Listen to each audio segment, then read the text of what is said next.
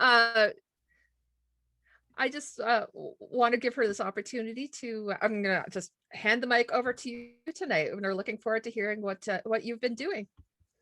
Okay, well, thank you. I first want to say that I really appreciate your introduction, and I wish I could have met Luke, but I am so honored that I can be here and present for you on this topic. And yeah, so thank you, Ray. And also, obviously, I think you're also the nicest person I've ever met. So the feeling is mutual.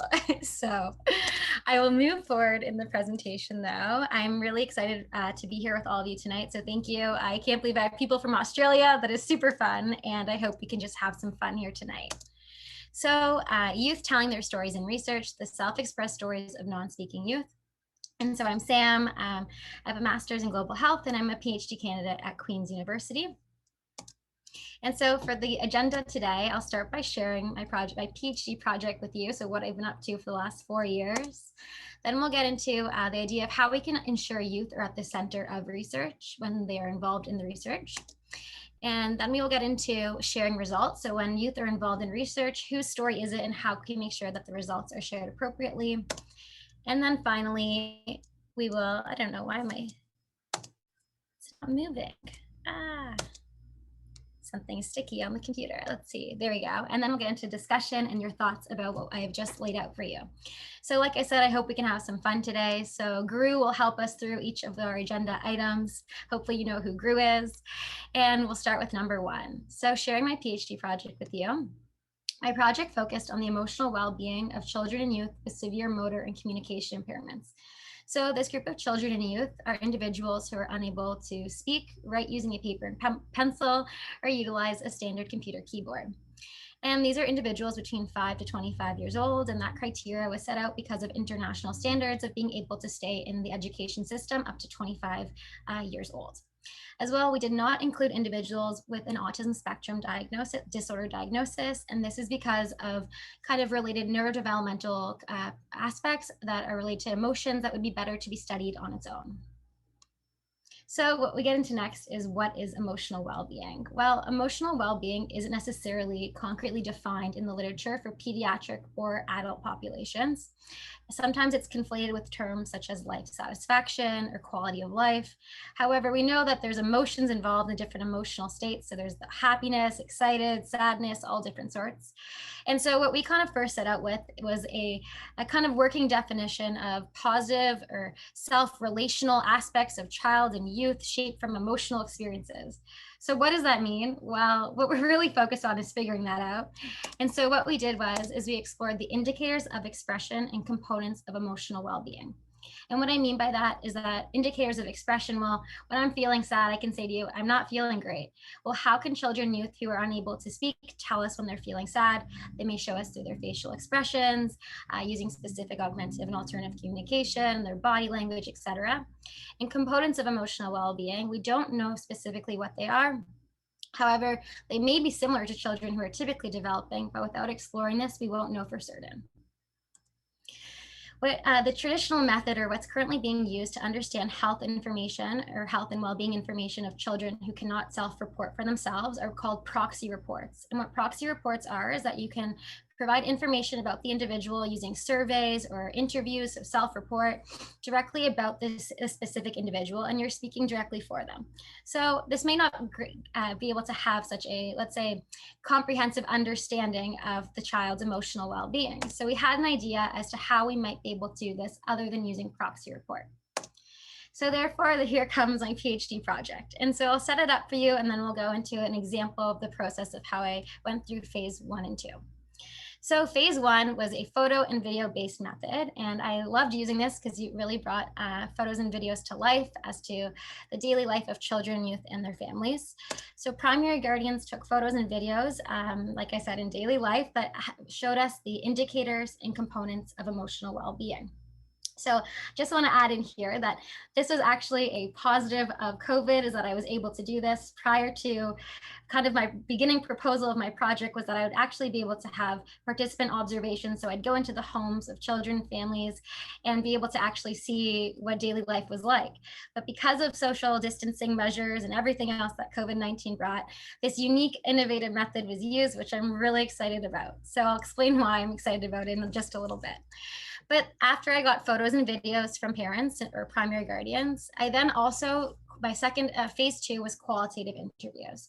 So I had in-depth conversations with other people who know the child well, other than the primary guardian, and these were up to 5 individuals. So these included caregivers, maybe nurses or caregivers in the home or respite care providers, grandparents, aunts and uncles, family members, siblings, and friends. And so now moving forward, I'll give you an example of the study procedure because I think that makes it a lot easier to understand actually what went on and the amazing things that I was able to do with these children, youth, and families. So we have a participant of the study, Jake, who fully allowed me to use his name and this photo in the presentation. So he is a 12-year-old boy, and his mom took awesome photos and videos over a 5-day span. She needed a little bit extra time, which was totally okay with us. And then what we were able to do is capture, once we had these photos, Jake's primary guardian also uploaded little descriptions with each of them. So I'll just first of all ask you to type into the chat box or just think in your head what you think this photo is all about, what emotions are being expressed, what kind of shouts out to you of the description that you would think. Because essentially what I did was before, I interpreted all the photos before looking into what the parent provided. So if anyone has anything they want to put into the chat, I see a happy and excited, I see joy. Awesome. So I will let you know that exactly what it was that the parent provided is, Jay is laughing at a song I was singing. So I'll be fully honest with you, I was totally wrong when I first interpreted this photo, and I thought he was in pain. I saw a red face, and I was totally off.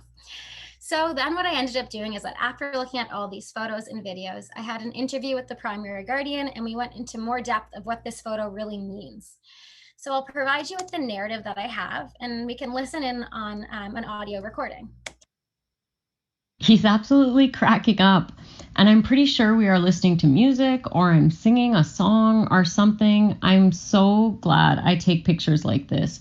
So the days when I can't figure out what is wrong with him or what's upsetting him, I have proof that we can have really great times, take pictures of this and look at them and go, we're doing just fine. Okay, and then so after I had these qualitative interviews, I then analyzed the data. So how I did so is that I went back to these transcripts and I highlighted aspects that had meaning attached to them. So kind of coded into different categories. So for example, he is absolutely cracking up could be coded as laughter, which was an expression of emotion.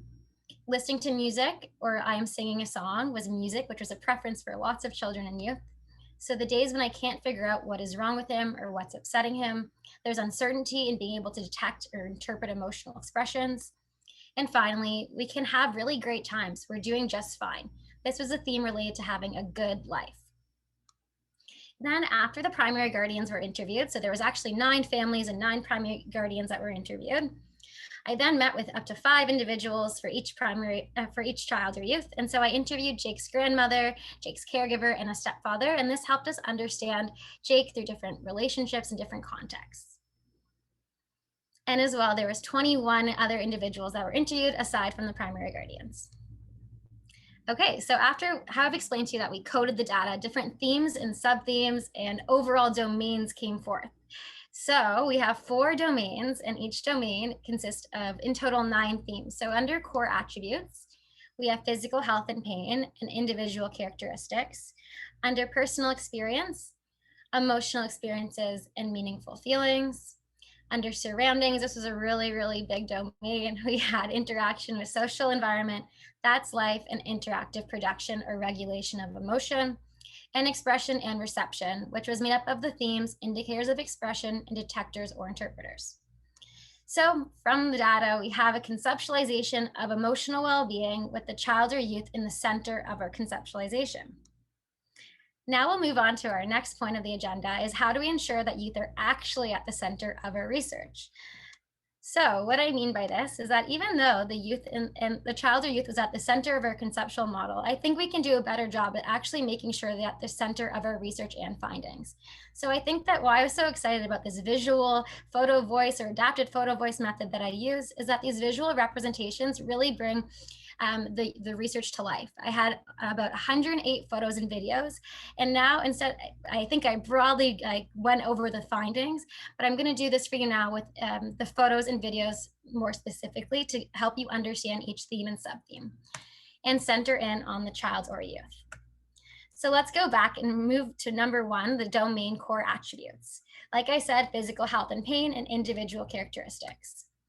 So for the first one here, physical health and pain, I will let you listen to the narrative that was brought up in one of the interviews with photos and videos. Well, as a parent, I think her positioning and her look, there's so much about her that tells me something's up. Either she's extremely tired or she's sick. So if she were to wake up in the morning and be like this, I know something's not right. So as you can see, the photo really tells you what the parent meant by what the positioning and her look really is. So you get a lot more information from the photo being with the quote. And further, what I love is that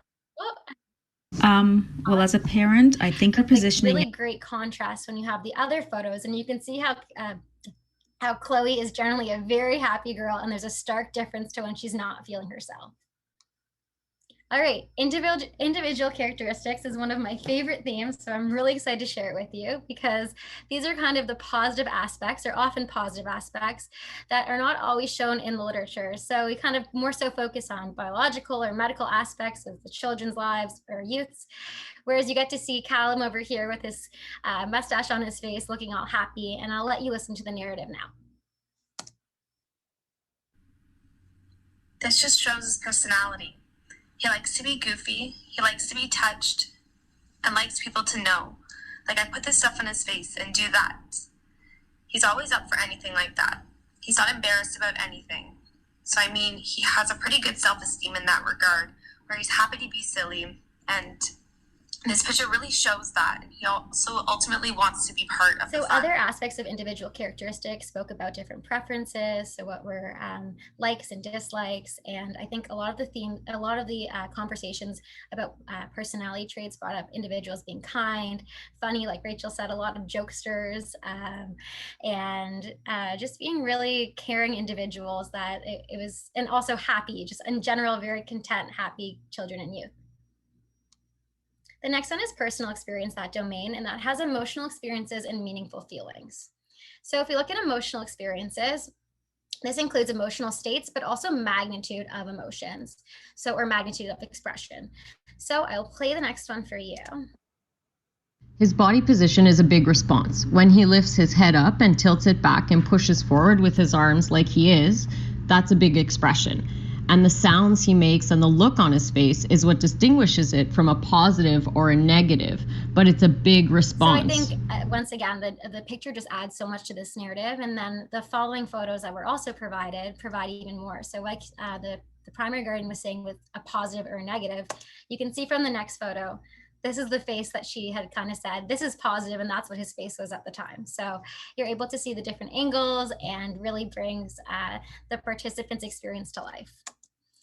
So the next one here is meaningful feelings. And so meaningful feelings brought up lots of different aspects that are not necessarily states, but I'll give you a couple examples. So one would be feeling involved. So being involved in a conversation, an activity, and just kind of almost a sense of belonging. Others that really stood out to me were disengagement when disrespected. So when children or youth were, let's say, going on a walk with family and someone walked by them and didn't say hello, or maybe said hello and then weren't allowed enough time to respond, they were disengaged and felt sad or looked away. And so these are examples of meaningful feelings. I will let you listen to this narrative, which is about feeling involved. And it's not just the help. It's not just the coming for a walk. Like, if you notice, I gave him the letter to hold, even though it gets scrunched up. He likes to feel like he's helping and taking part in it and being an active participant in it, which is important. Not just coming along for the ride half the time, right? So where he can, and again, it's just simple. Things like that make his life happy. Being part of that. Like going to the mailbox, you think, oh, it's a chore, I gotta do my way out, where it's something engaging and fun for him. to help So with. I love this picture as well. I probably say that about all the photos because I really do love all the photos and videos involved in this project. But you can see the participant here and he's holding on to the letter. And this is one of his missions. So his primary guardian shared with me that he loves to go on missions. So whether that be going to the grocery store or going to his aunt's house and being the supervisor of construction work that they're doing around the house. So missions are really important to be feeling involved. The next one is surroundings, that domain. So like I said, it's definitely a very big domain. And by big, I just mean that a lot of the narratives brought forth themes in this domain.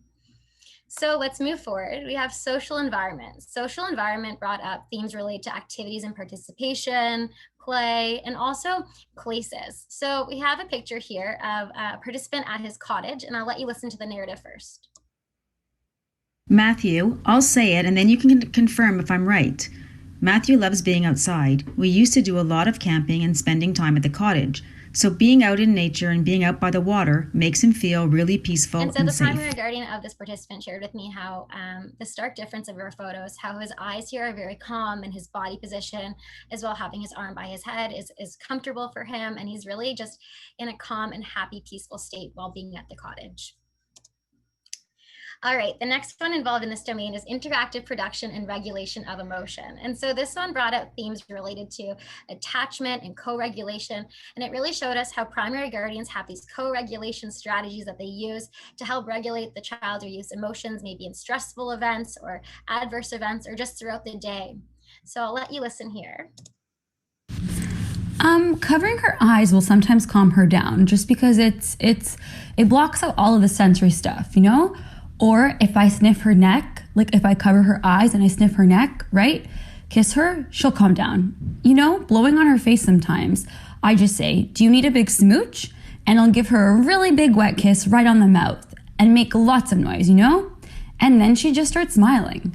So I really, well, I'm going to say it again, but I love this photo, and that's because this one was actually a video. So I got to see the primary guardian interacting with her child, and she was making the big noises and the smooching. And you can just see, even when I stopped the video and made a photo, her eyes, both of her eyes are interlocked, and she's just really comfortable and a really nice smile on her face.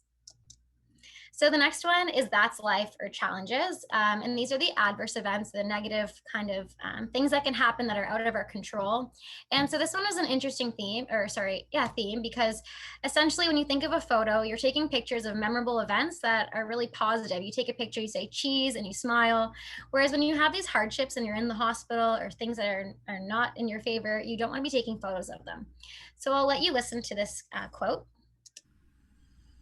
Sure, this is a photo you would post on like Facebook or something, and people would, comment on how happy and how great he looks. And this is probably the sickest point of his entire life. So it's the perception of what you're seeing in the photo as opposed to what is really truly going on. And so and Callum likes to hide that too, right? He wants other people to be happy. He doesn't want people to be sad for him. But he also does, where he's most comfortable and what makes the most comfortable. So definitely this picture is. It's definitely a great picture to show. That advert communication of what we all do. We all smile and say we're fine. This is Callum smiling and saying he is fine. So it's definitely a really strong quote. And I think the photo that accompanies it, you can see that Callum is still trying to smile through. And I thank Callum for letting me use this photo, but I also made sure that we included his photo with the mustache on his face because he truly is still a jokester and prevails through the difficult times.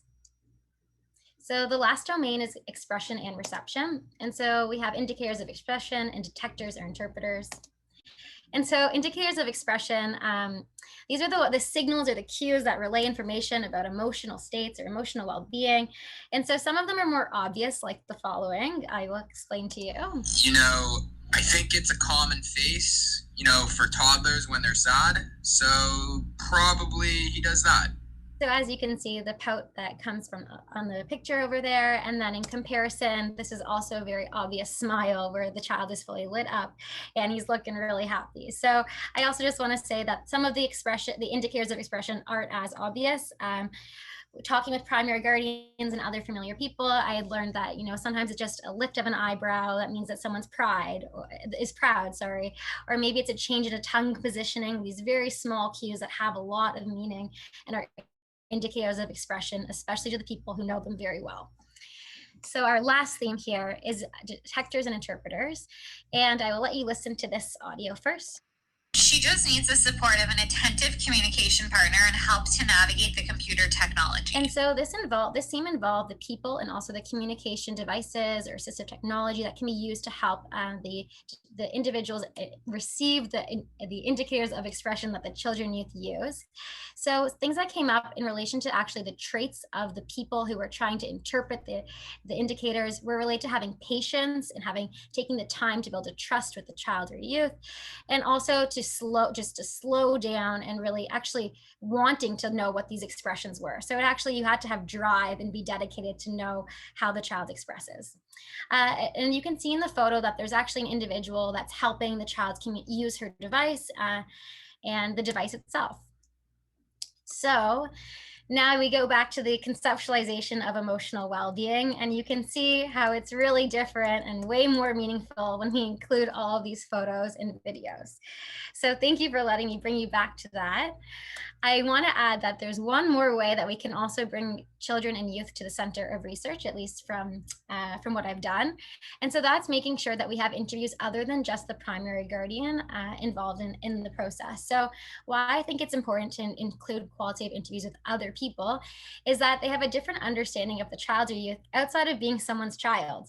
And as well, there's opportunities of different activities and events or experiences outside of the parent-child dyad. So this brought forth an understanding of different personality traits, special connections, and friendship. So I just have two more quotes here that I'm going to provide that show you how meaningful it is to also gain another perspective other than the primary guardian. So this one is about new opportunities. We'll talk about it after I provide this transcript or this quote. So we went to Kids Rock. So the pastor said, is there a way that, I can get Ryan more involved? Like, would Ryan want to play the drums with me? And I said, oh yeah, but I have to check with his mom. So I said to his mom, can you know if I can lift Ryan up out of his chair and get him sitting on the pastor's knee, and then he could hold the drumsticks and play the drums? Because it's a whole official drum kit. And his mom said, sure, you can try whatever you want, but Ryan won't be able to hold the drumsticks. I said, okay. So we get there and I said, Ryan, do you feel like playing the drums? You would be helping the pastor, like you hold the drumsticks, he will hold your arms, and you play the drums. And he got excited. He said yes. So we did that, and we practiced, and this one night I said to the pastor, I'm not sure if he'll be able to hold onto the drumsticks. We'll have to see. At the end of 3 songs, I still could not pry the drumsticks out of Ryan's hands. So he was so excited. And he played the drums like that every Thursday night during the school year for probably, 10 years, 9 or 10 years.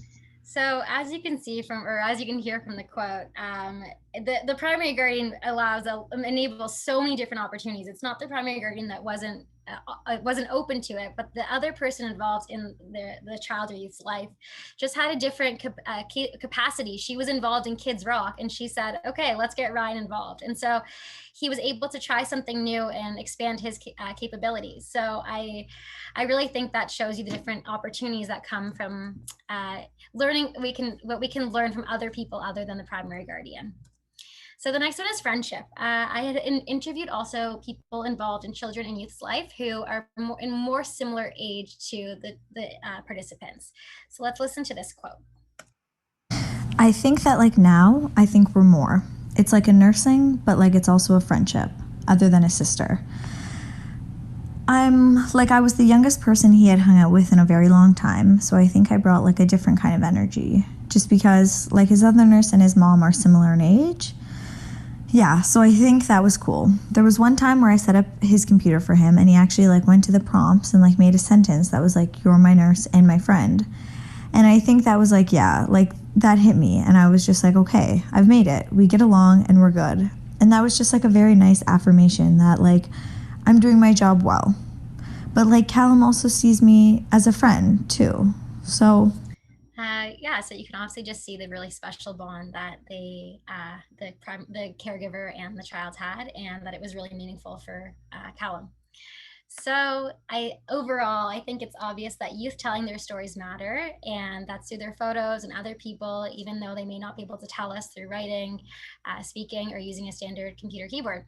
So these are some of the photos. Like I said, I love all of them. So I'm really happy that the participants and children and youth allowed me to use them in this presentation and in my work. Okay, next up on the agenda is sharing our results. Thank you, Gru. We're at number 3. Whose story is it? So in regards to research participation and results, I have a question for you guys. I will ask you to either raise your hand, talk to yourself, or write in the chat. How many of you have participated in research? Let's see if I can see what your results are. Okay, anyone giving me anything? I have. Okay, thank you for your response. There's a couple I haves, and I will now move on to the next question, which is,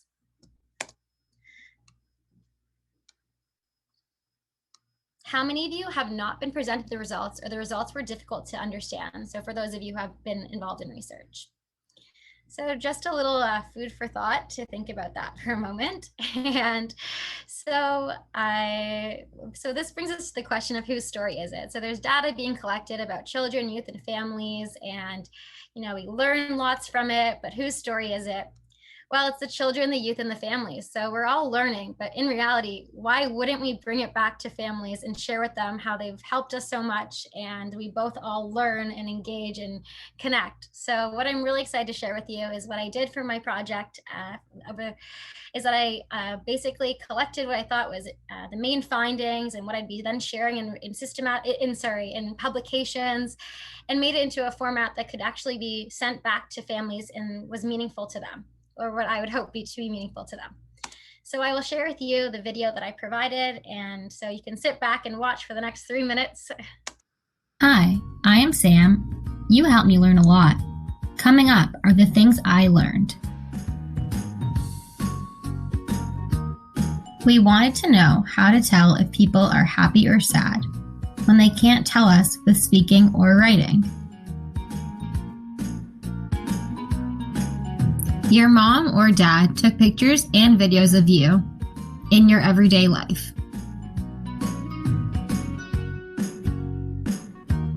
I also talked to other people in your life. There are 9 things we learned that we want to check with you. These things may tell us about your emotions. These 9 things may also tell us about things that make you you, your emotions and feelings, people and places around you, how we can tell how you feel. Let's go through them. When people feel sick or their body hurts, it can be hard to feel good. Different people have different personalities. Some are caring, some are funny. Doing things that people like make them feel good. Being outside, listening to music, being with people. Everyone is different and likes different things.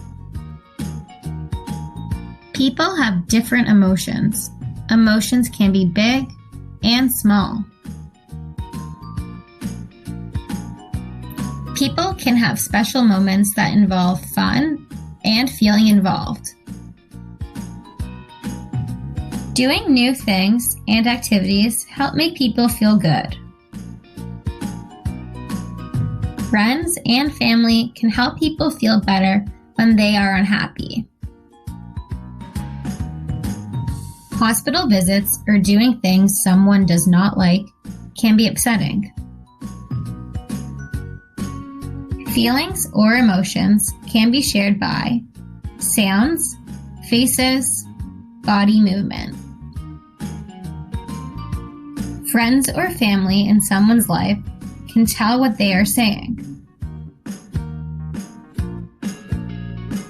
All these things tell us about someone's emotions.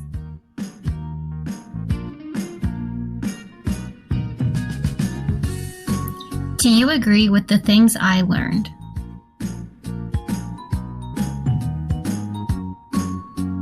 Is there anything confusing? Thank you. We can meet to talk more.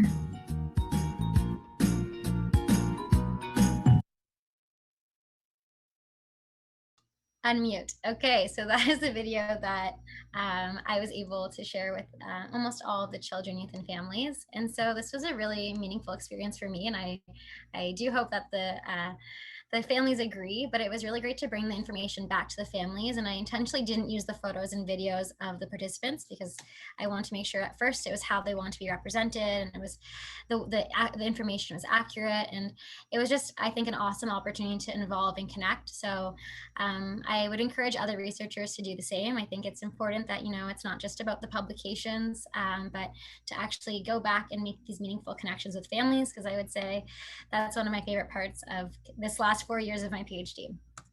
So our last aspect of today's agenda, I'm on time, so it's good, our discussion and your thoughts. So I'll just end off on one last piece here. I saw this quote online and I thought it really resonated with my project as a whole. Art is not what you see, but what you make others see. So there was 108 photos, like I said, and it was not, I tried to interpret them. Sometimes I was really off, sometimes I was kind of right, but it was really what the primary guardians, the other people, and also the children and youth, what they made me see and understand of their lives and experiences and stories. So thank you very much. I have some questions or some comments to kind of get the discussion rolling, but I'll throw it back to Kinga and Ray for now to kind of see where we want to go with it. Thank you so much, Sam. There's usually an opportunity at this point where I know functioning in meetings like this through Zoom, having everybody applaud is a little bit weird, but I'm going to just say whatever you want to use. If you want to use the reactions, but if you want to give the ASL applause, it's entirely up to you. We appreciate the fact that you gave everybody, not all of these youth, just an awesome opportunity to share their own experiences. I think that there's so much of a change in the culture that's going on right now in regards to giving that opportunity for autonomy and things like that. So from where back in the day when I became a mom, it was, we are our kid's voice, but now it is slowly becoming, we're their microphone. And I think that that is such an important change in the research field, but in the parenting culture as well too. One question I think I would have, and this is actually coming for researchers, is how do you really, what would be your prime philosophy when it comes to engaging non-speaking youth? What was the one, what's one thought point that really kind of you held high in that respect? I actually had that question asked of me at the European Academy of Childhood Disability Research, and I thought that that might be a one to offer you as well too as a question. I would love to hear what your answer was when they asked that to you, but I will tell you what I think as well.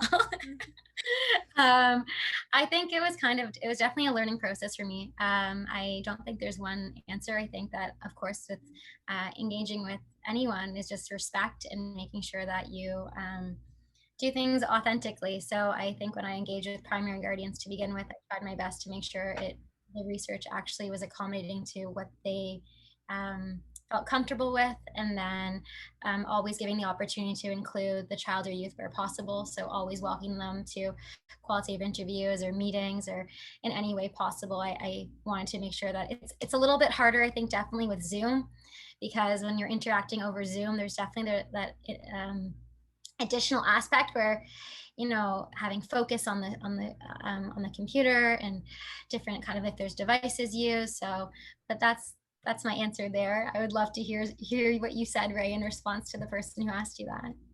Oh, absolutely. I said that our kids talk to us all the time.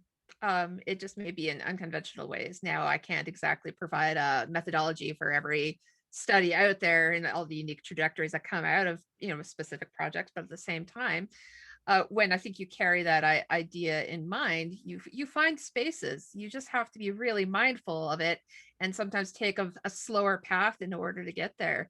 Because and it's kind of like those exchanges. I know we've spoken in the past about how this back and forth that you and I are having now as speaking adults is a pace that we're all used to, but what some would say as an AAC user, you have to take your time. And it's interesting in a culture that adopts that well. I remember going to one conference and they had a gentleman who's an AAC user as a comedian Some of you may have heard of him on YouTube, Lost Voice Guy. And you saw 400 people taking that space and offering that pace upon which where one can have an effective conversation. And so I think that plays a huge role in that as well. So a lot of great comments here in the chat. Things like, this raises so many ideas for parents to show elements of their young people, the pictures as well, and explanations. So caregivers have this dictionary for communication resources. I think that's a really great point that you make there, Peter. And by all means, please feel free to add any questions to the chat here as well, too, if you have any. King asks, I wonder if maybe you can stop. Oh, screen sharing. Well, we did. Hooray, my dad. All right. Amy says, I'm an occupational therapist and really look forward to incorporating these ideas in my work and talking about those 9 areas with families and children that I work with. I will add as well too that this will be available in streaming format through the CanChild Facebook page, but also as a podcast format through the CanChild Spotify podcast. So you can take this information alongside with you. This is not something done in isolation. Take rigid notes, whatever, quiz yourself, whatever floats your boat. I wanted to add something, Ray, if that's okay. Absolutely. Something came up when I brought back those the video to participants, and someone, a really wise participant, well, everyone's really wise, but he added something kind of where the research could go, and it was about education and how, if you like you said, that AAC users are a bit slower to get the response out, but it's really important to get, when you're going by in the hallways, let's say, and there's other students there, and to say hello and to make sure that you're actually giving individuals who may not be able to speak even, or who speak differently, the opportunity to engage in social interaction. So I guess in terms of how we can, I don't know if it's just anyone's comments, but how we can ensure that, social interaction within the school or for peer interaction can be enhanced. I think that's a really important question, and give everybody an opportunity to continue on and having those conversations. I think as we pass more policies along the way as well too for accessibility, that has a real big opportunity to be mainstreamed and to be normalized in many respects as well too in Canada. Diane has a question as well. She says, what's your plan moving forward? Next steps with this project? That's a really great question, Diane.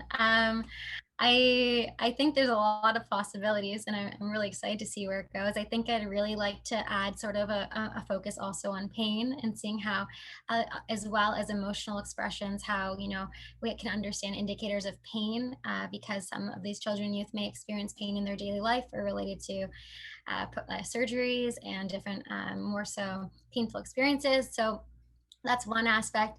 Like how Peter was saying about dictionaries, I think it'd be really great if there's some way that we can use this information to create sort of a snapshot. I was just speaking to another researcher at Dalhousie where they've done these snapshot profiles, and they have sort of a snippet that, let's say it's a passport that they bring with them, with the child or youth brings with them, and they have it in different contexts, whether that is in the school or that is in the healthcare providers' offices or at home with new service workers. So that's kind of, I could go on for hours about what I hope to do next.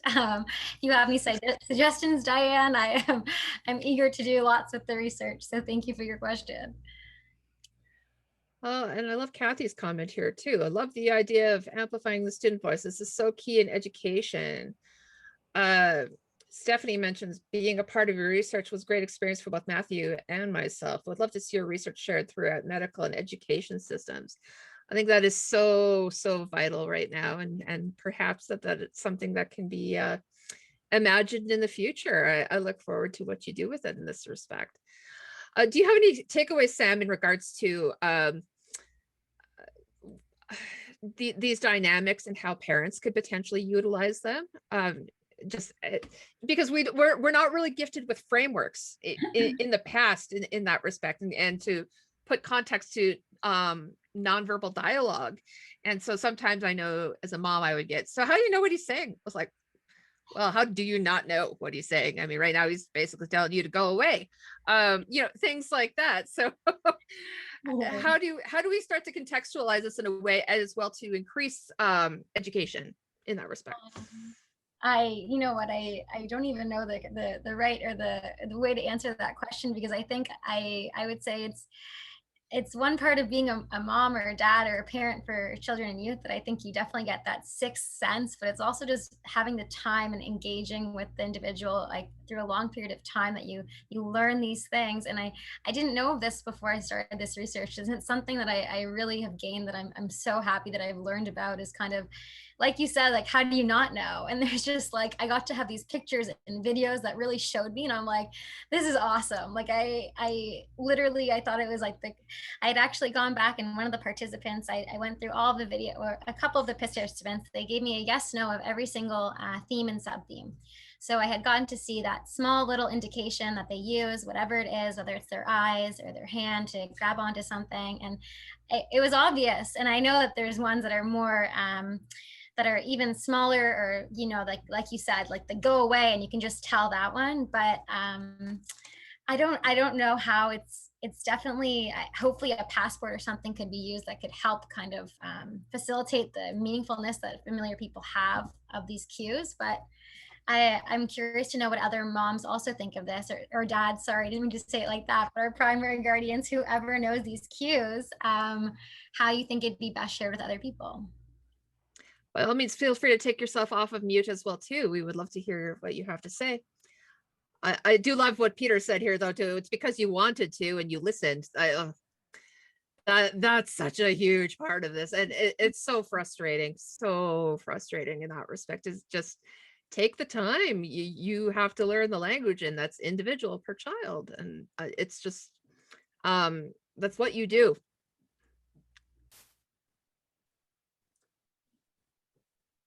And I think, sorry, go ahead. Oh, I was just going to mention Margaret's comment here as well too about such an engaging and an innovative methodology. A respect for your work and your participants, and child-focused research is admirable. Feeding back the results of your research and how time and expertise contributed by participants and children influence your knowledge can impact the field, and it's a responsible value. And I think that that's one thing that we carry through the family engagement and research course, which is part of why we are here today on a monthly basis to bring this research forward, is that these value systems of treating this as a very human relationship is so integral, and that comes with non-speaking youth just as much as it would be with any mom who comes to the table as well too. And so what you're doing is essentially leveling the playing field in terms of research engagement, and that's so vitally important.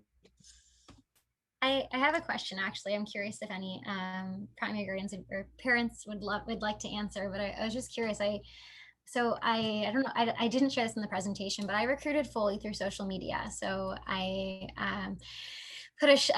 spread this on Facebook and Twitter and had reached out. And so I was pretty scared, to be honest, at first. I'm not a mom. I don't have that much experience with the population. And I was kind of, I want to make, I think it's kind of clear to you guys that I care a lot and I want to make meaningful relationships, but I think it's hard to sometimes relay that and to really be authentic. So I was just curious kind of if you've had experiences that are good or bad, or what you've kind of benefited from, I guess, research in general, but also making connections with researchers, and what you'd, I guess, what you'd like to see more of, what you'd like to see less of. Yeah, that's my question.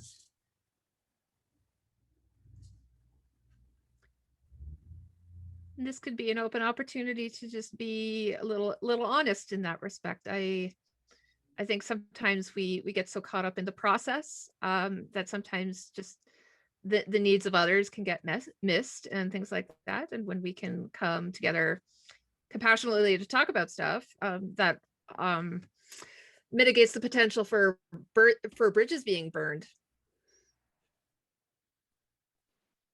I can say something if that's okay. Mm-hmm. Stephanie, I think for me, when I heard about Sam's project, one, your topic to me was so it was so unique, and it's something that we struggle with every day. But I had never had anyone come forward really interested in looking into this as a broad picture, right? Most people just want to know individually in that moment what to do, or as many other caregivers would know, a lot of people don't take the time actually even ask and just default to asking the other person who's with the person who is nonverbal. And as for your recruiting, Sam, I think the social media was great. I mean, we all see a lot of stuff out there, and but it's through a lot of peer connection. I think that most of the projects that I've gotten involved with are because somebody else that I know has sort of recommended. So I think, Sam, for you, in making the connections with all the people that you've made here already, obviously, and I'm assuming everybody had as positive an experience as Matthew and I did. So that to me is a great starting point for you, because absolutely, if you were looking into something else, if it was something I could do with you, I would do it. And if I couldn't, I would reach out to find the right people for you. So I think that what you have done so far in connecting with the people and being so true is what's going to help your research moving forward. Thank you so much, Steph. Oh, that got me in the heart, Stephanie. Thank you. and I think I can say that as well too. I mean, I do come from a bit of a biased lens, but at the same time, I'm working on a project right now about teaching researchers to engage people on social media, just obviously because of COVID and things like that. And what I found from my impressions, wearing my mom hat, was that you provided warmth and caring to a subject matter. It wasn't about, so this is my study, join it, it is what it is. And that's how sometimes that impression can be laid. But yours is like, hey, this is me. This is me. I really care about your kids and I would love to learn more about them. And when you create that sort of an entry point, you're going to get a whole bunch of moms that go, yes, let me tell you about my awesome children. And that's when that energy really comes and becomes more engaging. And so I think you created an entry point that of warmth and less process that I think is a model for a lot of people in that respect. And I think it's a really great opportunity for you to share best practices with colleagues in the future in that respect as well too. I think it's hard not for me to be, you know, I think I've made a promise to almost all of the participants that I'll come meet them. So in person after COVID. So I think you know, I've got a lot of travel in my books coming up, but I truly do mean that. So I think it's maybe best practice, but that's just my personality. So I'm happy it was received well. Yeah. So yeah. And Wendy says, let's not forget about the excited aunts and uncles who talk about their awesome nephews and nieces. And absolutely, let's get all of the family going on there. That's we're one big party in that respect when it comes to research. It's the energy that we want to bring to the table. We want to know what everybody's experiences are. And we have an educator's perspective, says it would be awesome to get a little slideshow about a nonverbal student signals. That's very cool. Yes, love that. And those are modes that I think that would be offered to any parent, would be highly valuable. I want to learn more. You know, can you put it in slideshow? That, yeah. Just point me to the PowerPoint and I will give you a full lecture. That's what we do. I also wanted to take advantage of a few more comments here. One of them being that Tara mentioned, my complex children are very overlooked in life and research. Few people take the time to engage with them. If they're not represented in research, they will not be represented in policy. And so that's so important in that respect. And Sherry mentions the use of photos and especially the videos made it easier to get involved and explain the sixth sense, which can be challenging to put into words. Define the busy times as caregivers. So very, yeah, great point, Sherry. 1000% agree with you in that respect. Peter says, many years ago, a mother in Winnipeg wrote a book about her experiences as a parent with a very impaired daughter. And someone said, does she know she's in there? Oh, okay. Oh, wow. Oh, wow. Yeah. Coming from a Mennonite background, that one speaks to me. I have a friend who did a paper on this Mennonite families and basically their conceptions of childhood disability, and the awkwardness that came out of it was just a real challenge in that respect in terms of people's perceptions of their children. So many layers. I think we can go on for hours in that respect. Just want to add too, I think how Tara had said that, that sometimes they're not represented in research and not involved or overlooked. And I think sometimes with research, it's hard when they're looking for a specific, whether like it's a diagnosis. Whereas I think what I'm happy that I got to do is involve in my work was the severe motor and communication impairments. It was really hard to come up with that term. And I don't know if it's the most appropriate or the best term possible, but at least then I was able to, represent a wide range of children and youth. And it didn't matter necessarily what their diagnoses were, or in that regard, they were unable to speak, write, or use a standard computer, and they're involved in the research. So I think that also helps kind of represent more people that have similar, I'm not sure similar experiences, but they were involved in the research. And that's really an important thing in the future, I think, when it comes to policy. Like I've sat in on wonderful opportunities in very tightly scheduled positions with the United Nations, and you had about 30 organizations and half an hour to present in front of the United Nations Committee. And the beauty that came from this conversation was 30 organizations all on one WhatsApp channel, just handing off back and forth. Like it was the most beautiful game, a sports game you've ever seen. And it was done with just this flawless value of everybody having an opportunity to share. And I think that as we go forward and move forward in policy, we just really need to carry that value with us, that make sure that everybody's at the table. And that includes AAC users and non-speaking youth. Okay, I have one more question. I'll just say one more thing, Sam. Sorry. One thing that would be fantastic if it could ever happen would to have an interpretation of your research findings, but done at an age appropriate level. So, I mean, we all know the best way to instill change is to start with the kids, because kids adapt, and all you have to do is explain to the kids and they get it. So I would love to see something that, you could start showing from kindergarten and up, or even as parents now that I have this in my head and looking at your information, something that, when there is a nonverbal child in a school, that they would have access to this information, not just for the staff, but for all the kids that are around. Because again, I feel like kids are, they're so accepting when they're young. And if we start normalizing this sort of stuff from that age, things could look very, very different. I think that's utterly brilliant. And thank you for speaking up in that respect, because really in the environment, when it comes to research rounds, it's an opportunity for colleagues. And tonight we are all colleagues talking about a particular project and creating suggestions and new forms of thought. So I appreciate what you said there in that respect. And I do think that would be a wonderful opportunity for curriculum or something to that effect as well too. I know my son was a part of a lot of buddy programs, and one of the things that he talked about was I got a letter once from one of his buddies, says, "Dear Luke, thank you for being my friend. I hope one day you finally keep your glasses on." And so like kids are observant as heck. Like what if we don't offer that opportunity, what are we doing really? So that's a brilliant idea.